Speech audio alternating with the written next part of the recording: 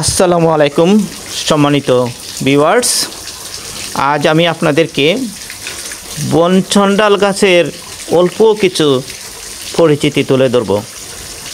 বন্ধুরা সাথে থাকুন। প্রকৃতির ভাণ্ডারে অসংখ্য ভেষজ গাছ লুকিয়ে আছে, যাদের আমরা অনেকেই চিনি না।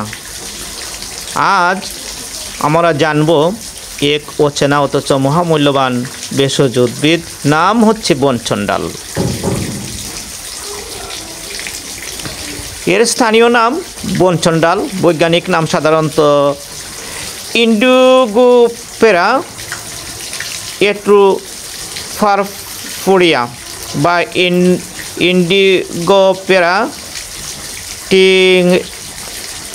টিংটোরিয়া গ্রুপের অন্তর্ভুক্ত। পরিবার ফেবাসিয়া। আসলে ওইটি হচ্ছে একটি ডাল জাতীয় উদ্ভিদ। গাছের ধরন হচ্ছে ঝোপালু বা অর্ধ লতানো গুল্ম জাতীয় উদ্ভিদ। পাতাগুলো যৌগিক, সাধারণত 3টি ছোট পাতা একসাথে থাকে। ফুল গুচ্ছ আকারে আসে এবং রং বেগুনি থেকে গোলাপি বেগুনি। আর এর জন্মস্থান হচ্ছে এটি পাহাড়ি এলাকা, ঝোপঝাড়, রাস্তার ধারে বা পরিত্যক্ত পতিত জমিতে জন্মায়। বিশেষ করে সিলেট, চট্টগ্রাম সহ দেশের টিলা ও পাহাড়ি অঞ্চলে বেশি দেখা যায়। এর অনেক ভেষজ গুণ রয়েছে। বিশেষ করে তান্ত্রিকদের কাছে এই উদ্ভিদের মূল বা শিকড় খুবই প্রয়োজনীয় একটি উদ্ভিদ।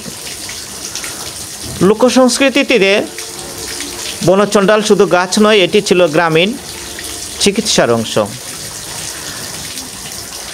রক্ত পরিষ্কারক, পাতার রস শরীরের ভেতরে বিষাক্ত উপাদান দূর করতে সাহায্য করে। চর্মরোগে, বিশেষ করে ফোড়া, চুলকানি, একজিমা বা চামড়ার বিভিন্ন সমস্যায় পাতার পেস্ট আক্রান্ত স্থানে লাগানো হয়। জ্বর ও কাশি, শুকনো পাতা ও ডাল সিদ্ধ করে সেই পানি খেলে কাশি ও জ্বর কমে। আঘাত ও ক্ষত সারাতে বিশেষ করে এই বনচণ্ডালের পাতার রস ক্ষতের উপর লাগালে প্রদাহ ব্যথা কমে। আর পশু চিকিৎসায়, বিশেষ করে গ্রামীণ এলাকায় বনচণ্ডালের পাতা গবাদি পশুর পেটের সমস্যা ও ক্ষুধামন্দায় খাওয়ানো হয়। তবে সতর্কতাও রয়েছে, অতিরিক্ত ব্যবহার শরীরের ক্ষতি করতে পারে। যে কোনো ভেষজ ব্যবহারের আগে স্থানীয় অভিজ্ঞ হাকিম বা বিশেষজ্ঞের পরামর্শ নেওয়া উচিত।